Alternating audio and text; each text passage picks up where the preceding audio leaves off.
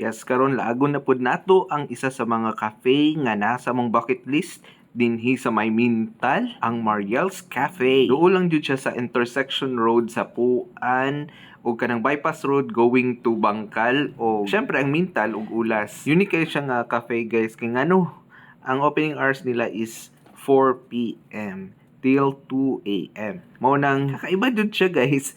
Ang isa lang po sa dahilan nganong hapon ni sila naga-open kay ang mismong cafe is made out of glass jud tanan. As in glass jud tanan siya. Di ba kung glass baya sa sulod no kay na greenhouse effect pag once init kaayo. Mao nang alas 4 jud ni sila naga-open ug ang isa sa mga attraction diri kay ang kaning mga motors nga naka-display as in mga big bikes nga grabe ka mga mahalon ug aside ana is na sila kanang as in tag milyones siguro ang presyo ani. Unya kinsa may nag-ingon nga pobre kayo ning Mindanao. Tan-aw ra gud ni kung gusto nimo pangligsan ta mo aning motora ay human man gyud mo ba. Mao na tungod kay rest day man ug holiday man mao na nangapi na ng food mi diri ug nagkaon sa ilahang mga pan nga lamian jud kaayo.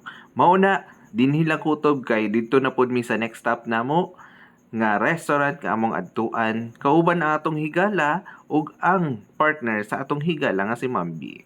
Ug sa sunod magkita-kita ta sa next vlog.